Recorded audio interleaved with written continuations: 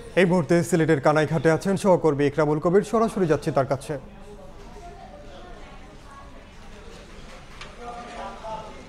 আমি এই মুহূর্তে আছি সিলেটের সীমান্তবর্তী উপজেলা কানাইঘাটের পৌর এলাকার মধ্যে। এই পৌর এলাকার সহজ এই উপজেলার 9টি ইউনিয়নই নতুন করে পানি বন্দী হয়ে পড়ছে, প্রায় লক্ষাধিক মানুষ।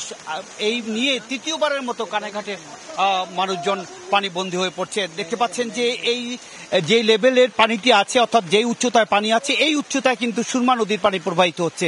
বিপদসীমার প্রায় 100 সেন্টিমিটার উপর দিয়ে প্রবাহিত হচ্ছে, যার কারণে কানাইঘাট পৌর এলাকা সহ নিচু এলাকা বিভিন্ন গ্রাম পুরা পানিতে তলিয়ে গেছে। প্রায় 100টি গ্রাম এই পানিতে তলিয়ে আছে। এখন এই হাট বাজারে, যে মধ্যবাজারে আমি আছি, কানাইঘাট মধ্যবাজারের মানুষজন খুবই বিপর্যস্ত অবস্থার মধ্যে আছে, পানিতে বন্দী অবস্থায় আছে। এখানে হাট বাজারে মানুষজন আসা যাওয়া করার থেকে শুরু করে এই ব্যবসায়ী যারা আছে তারাই বিপর্যস্ত অবস্থার মধ্যে আছে।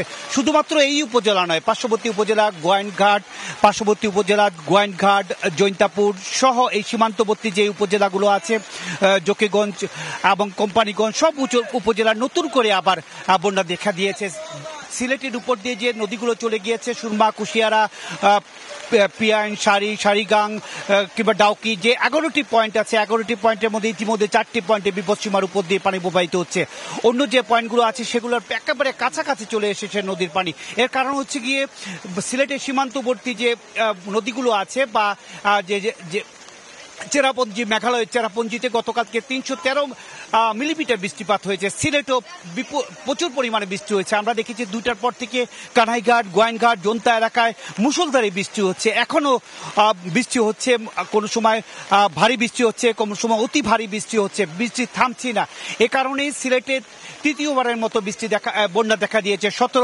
এই মাসের 17 তারিখে একবার ঈদের দিন পুরো তলিয়ে গিয়েছিল সিলেটের 13টি উপজেলা এবং সিটি কর্পোরেশনের 23টি ওয়ার্ড, এবং তার আগে গত মাসের 28 তারিখ রাত থেকে মুষলধারে এই ধরনের বৃষ্টি এবং ভারত থেকে নেমে আসা পাহাড়ি ঢলের কারণে একবার বন্যা দেখা দিয়েছিল। সবকিছু মিলে সিলেটের মানুষ একেবারে প্রাকৃতিক বিপর্যয়ের মধ্যে দিয়ে পার করছে সময়। এই অবস্থায় কতদিন ভালো হবে বা কতদিন ভালো অবস্থায় সিলেটবাসী থাকবে তার এখনো ঠিক মতো বলা যাচ্ছে না। মোটামুটি এই ছিল সিলেটের কানাইঘাট পৌর এলাকা যে পানিতে তলিয়ে গিয়েছে এবং দোকানপাট ব্যবসায়ীরা যে দুর্বিষহ জীবনযাপন করছে তার সবশেষ খবর। সরাসরি যুক্ত ছিলাম সিলেটে।